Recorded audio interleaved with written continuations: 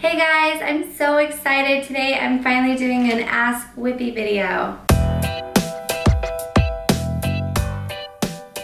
I did a post on Instagram where all of you submitted your questions and requested some tutorials, so today I'm going to try and get to most of those questions. There's quite a few, so I'm just going to jump right in. Okay. The first question is, what are your favorite conditioners to keep your hair healthy from bleaching? The next question is which shampoo I use, so I'm going to answer both of those questions together. I use the Sebastian Drench shampoo and conditioner set. It is moisturizing and it revitalizes your hair, and it says it's very hydrating, which I find it to be incredibly hydrating.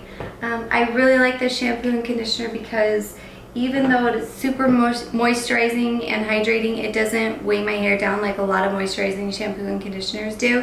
I find that the shampoo and conditioner really hydrates my hair and almost makes it feel like virgin hair, if you can believe that.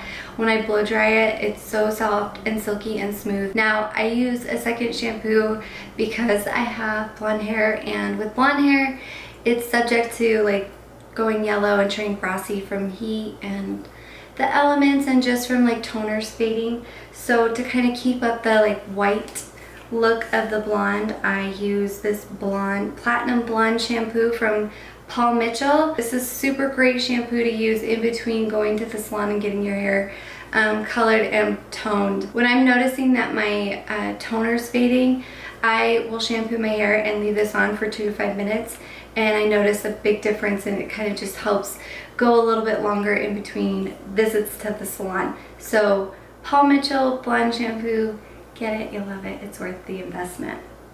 The next is a request on DIY at-home highlights for longer hair, kind of like my platinum blonde tutorial. As much as I would love to, I'm not going to do this tutorial because I do not recommend doing at-home highlights. It's too complicated. You could really mess up your hair. I have never been successful at doing highlights on myself without giving myself like tighter stripes and just creating a bigger mess than it's worth. All over color is a little bit different because you're not dealing with foils and you don't have to be as precise, so it is a little bit easier. But overall, my opinion is to go to a salon if at all possible. But I really don't recommend doing at-home highlights. I'm sorry. The next question is a makeup related question. How do you like to contour on yourself or clients, and what are some of the best products for fair people? She says anything that she finds either sucks or is too orangey on her. It just depends. If you're wanting advanced contouring, I'm probably gonna have to do a contouring tutorial for you guys. But for basic, I, within the last couple months, just found this Lorac, it's called Tantalizer, whatever you want to call it. And it's a highlighting and matte bronzer duo. And it looks like this. And then I just use this blush brush from Tarte. I have kind of a square shaped face, which means I'm really wide in here and here. So to create more of a desirable face shape, which is oval like this, I highlight, or I contour everything outside of this area. So right in here in my temple area and my jawline where it's really wide, I will contour using that darker color. And I'll use the contour right below my cheeks, like basically below the bone right there, and I'll contour on that right there. And then I will take the highlighter and just highlight right along my, right below my eye, like on the bridge of my cheekbones, right in here. And then you can also highlight on your chin and a little bit along your nose and up here, just to kind of make your features pop, especially if you're doing photo or video or something and you don't want your face to look washed out. So that is just a crash course in highlighting contouring using this little palette right here. But if you want a more advanced tutorial or something, leave a comment below so I know you guys want me to do that. Okay, the next question is brands of makeup and applying makeup for large pores around like the nose and fine lines like laugh lines and the forehead.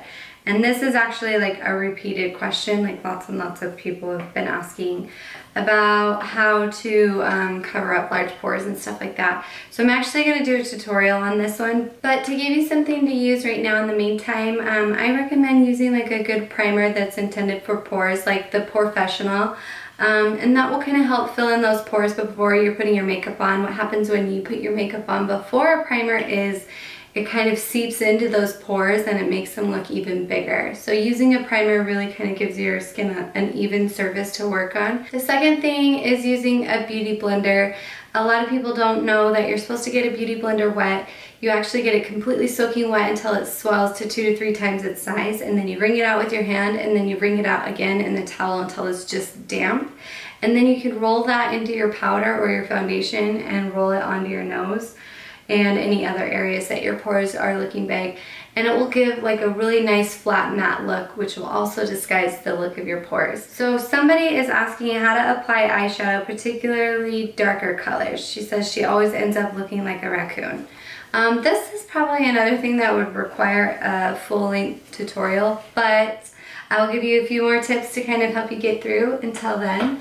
The first thing I recommend doing is having a tissue on hand, especially if you're using black. So what you're going to do is just take your tissue, fold it into quarters, and then you'll put that right along your lash line and just hold it while you apply the rest of your makeup. And that will really help kind of catch all that dust and that fallout from applying your eyeshadow. And then the second thing is never ever ever rub your eyes. Like if you notice that there is a little bit of fallout underneath your eyes that's dusted off from your eyeshadow brush, you never want to wipe or sweep with your fingers because that will just basically create smudge lines with that eyeshadow. So having a fan brush on hand will really help. You could just kind of fan those little particles off. And the fan is so light and feathery it won't smear that color into your skin. And this is great for like mascara flakes or pretty much anything. So the next question, somebody is asking me if my whole house is white. My house is not all white. In fact, only really my office is white. And you'll probably notice a lot of my pictures and videos are in my office because it's like the one controlled area in my house where I can kind of keep the kids out or keep the kids to a minimum and the messes to a minimum. So, and I also really like the lighting in here because the floor is white, the walls are white, ceiling's white, everything's white, so it's really reflective and great for lighting. But a lot of the rooms in my house are painted white, but there's still like colored furniture and other accent pieces. It's not just like stark white like my studio is. So, and I hardly ever show the rest of my house because it's not really decorated or finished, and it's usually destroyed and ransacked by children. Okay. Somebody's wanting to know about dark under eye circles. Actually, quite a few people I see are asking for tutorials or tips and tricks on covering up dark under eyes or puffy under eyes.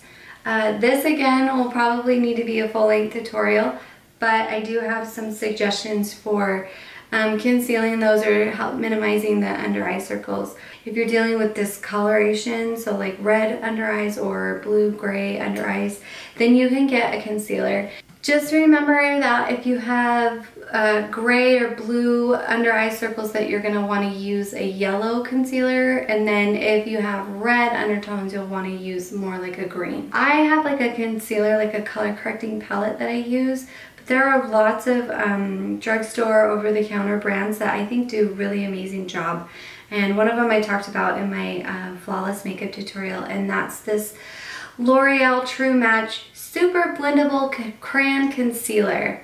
And I really like this because my under eyes tend to be a little bit reddish, and so this one is a good, it's a N123, and it has a nice yellow tone to it, so it brightens and color corrects those under eye circles, and they have lots of colors to choose from, so hopefully that helps you kind of balance out those under eye circles. There's a little light in here.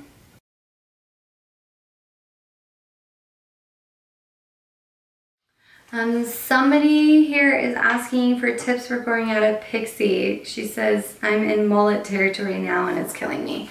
Okay, yeah, I totally know how you feel. I feel like even just in between trims, my hair starts getting into mullet town. Like, I feel it's borderline there right now. So my advice is to continue to bring up the back of your hairline and cut this shorter and shorter and shorter while the front is growing. And if you feel like your haircut is really disconnected, you can kind of cheat and like pin up your sides and stuff like that, so it's not as obvious that you're growing it out. I find that wearing like headbands and hats and stuff like that also helps disguise that you're growing out a pixie. But for sure, I think the most the simplest way is to just trim up the back and while the front is growing out. Another person is asking me how can she wear dark colored lipstick without getting it on her teeth.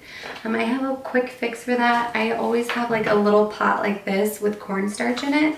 I know that sounds really weird, but cornstarch is like really absorbent, and I use it as like a setting powder also. So you take like a really loose brush and you dip it in the cornstarch and kind of shake off the brush and dab it all over your lipstick, and it will kind of absorb your lipstick, I guess, and make it not necessarily have a matte look, but it will have a matte finish, if that makes sense. So it will stay put, it won't rub off, it won't separate or gather or anything like that. So cornstarch, who knew? Somebody wants to know what foundation I use. I just did a flawless skin tutorial a couple weeks ago, and I talk all about my skin routine and foundation and all of that. But to answer her question, I use Lorac Natural Performance Foundation, and I've been using it for years and I love it, and I'm probably not going to switch. Somebody else wants to know what are my favorite hair products for long hair. Just depends on what type of long hair, but I pretty much love this Spoil Me, which I think they discontinued, so I'm really sorry to tease you with this, but it's a defrizzer and a smoother. So people with long hair, they sleep on it, it gets all kinky and frizzy, and you could spray this on it and it looks like you just had a blow dry style, so I really like it. Another one I like is this Bumble and Bumble Grooming Creme. I also really like their styling cream for long hair as well. I, for some reason, do not like Bumble and Bumble hair products on my hair. They kind of like have like a weird reaction and my hair gets really stiff and weird. But that's just my hair. I really like it on other people's hair. The Grooming Creme is like really nice. It gives you smooth, elegant, polished looking hair. And the styling cream kind of gives you a little bit more hold and texture too. So depending on what you're looking for, I would go with one of those two. A new question is, what camera do I use for my pictures and my videos? I use the mirrorless camera. It's basically in between like a compact camera and a DSLR. It's like smaller, not as small as a compact camera, but the quality and like manual modes are that of like a DSLR. So I really like it, and mine is the Sony NEX RN, somewhere around there. I'll post a link so you can see what it is. I just really like it because you can put it on a tripod, you can use a remote, and you can still go in there and have all your manual settings, but the quality is really nice too, and it's pretty affordable. Somebody asked me how I do my nails and what my favorite nail products are, and can I do a nail tutorial. I wouldn't say I'm like a nail expert. I don't know if I'll do a tutorial because you guys will probably laugh at me, but I almost always have shellac on my nails and toes because I have very thin and like papery type nails, so they're like always peeling and cracking. But having the shellac on them kind of makes them a lot thicker and more durable, and I like that the shellac lasts for like 2 weeks. I like to go and get mine done because it's like $15 and it's so fast and you're like in and out. But I do, for like desperate times, have my own shellac stuff at home, and I just found like this cool little UV lamp on Hot Look for like 15 bucks or something. And it's like a 120 volt, or I'm sorry, 3.5 watt, so you do have to keep your nails in it a little bit longer. But it's small and compact, so if it's my drawer. The type of shellac I use is called Gel-Aeration. Kind of a weird name, but it actually works really good and it lasts a long time. And then I use like a glitter on my accent finger. And I've been doing this honeycomb glitter. This is just Martha Stewart glitter. And that is how I do my nails. When I don't do shellac, I do this Essie white polish. It's called Blanc. And they also have another color called Whipped. But if it was up to me, I would just go get my nails done at a salon because it's faster. And it always turns out better. When I do it, it's like always all jagged and funny looking. So that is how I do my nails. What type of mascara do I use? I use Lorac Pro, and I really like this mascara. I feel like it has a really good duration before it dries out, and I like the wand on it. I like it because it adds equal fullness and length, and it doesn't flake off or anything like that. I feel like this video is getting really long, so I'm going to stop the questions right there, and I'll just have to keep doing more Ask Whippy videos so I can get to all of your questions. But one final question, this is kind of me assuming that you guys are going to ask. This fun backdrop you see behind me I designed for a company called Pepperloo, and they have like all sorts of really fun backdrops for photography, and I'm using it for video because I thought it'd be really fun. So I'm going to post a link below where you can go to their site and see some of the backdrops I've designed for them, and you can see they have just like hundreds to choose from if you're a photographer, if you're wanting some type of background for your own YouTube videos. Thank you guys for hanging in there for this extra long video, and thank you especially for sending in your questions, and keep them coming, and we'll see you guys next time. Thanks.